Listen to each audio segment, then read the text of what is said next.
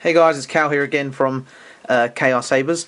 This is not a custom install today or a custom saber that I've done. This is Stevens Ultrsabers repair. So Steven contacted me a while back, mentioned that his Ultrasaber saber had a faulty LED. When he sent the saber to me, I checked the wiring for the LED, checked the LED itself. There was no broken wires or anything like that. But they still couldn't figure out the problem. The thing that I find a bit odd with well, not odd, but what I discovered with the Ultrasaber soundboard that they use, it's covered in like an epoxy, so I couldn't check any of the components to see if they were okay.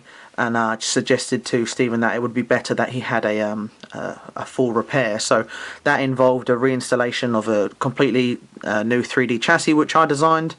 And printed through Shapeways, and having a Nano Biscotte version 3, so PlecterLabs sound. The saber was really quiet when he sent it to me. You barely could even hear it.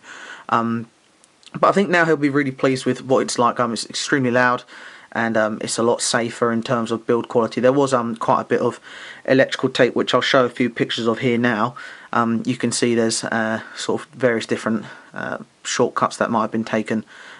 Quite a bit of hot glue and electrical tape wrapped around the battery, and they don't use this one didn't have lithium-ion battery packs like what I use for most of my builds. It had sort of energizer battery. So if I show the saber now, so this is the pommel end. It's one of the bigger sabers I've worked with. I didn't actually realise how big these Ultrasabers were in comparison to some of the other sabers I've worked on, but you know, it's nicely machined.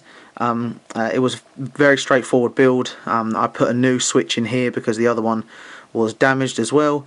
There's an O-ring just in front of the LED module to stop from any rattling, because the saber was quite rattly. The chassis would rattle before and the LED module would rattle before, but now there's no sound whatsoever. And Stephen, this is how you access your saber now. So you just unscrew the pommel like so, and you've got your chassis here, just slides out. You can see it says Steve T chassis, KR Sabers. You've got the PlecterLabs Nano Biscotte version 3 there, standard setup.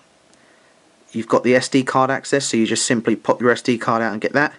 On the other side, you've got your rechargeable 18650 battery, and that's your chassis. So cable ties on the wires there, and no hot glue or anything inside, which is always quite nice. And when you're done, you just slide the chassis in.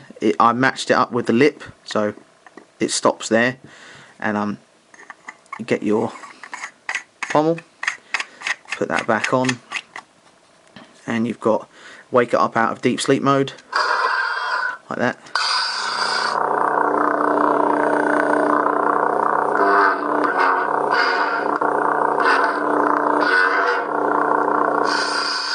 So I managed to use the previous LED. I rewired it for the shade of purple that I like.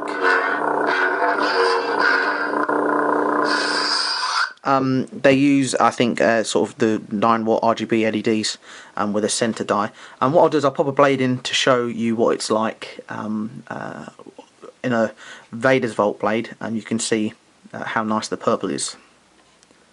Okay, so I'm just going to pop a 1-inch Vader's Volt blade in here, and we'll turn it on.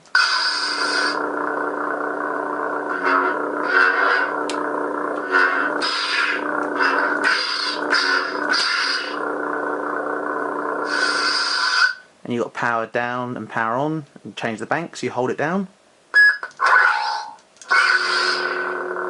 Different sound font. All of which the parameters can be changed on the SD card. If I just get a full length of the blade, it's a nice shade of purple.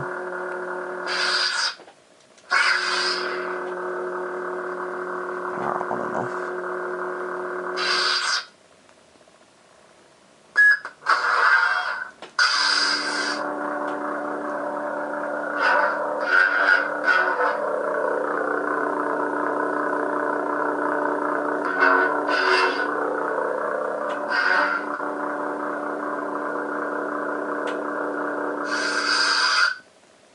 and just to remove the blade, just pull it out, and you've got your saber there, Stephen.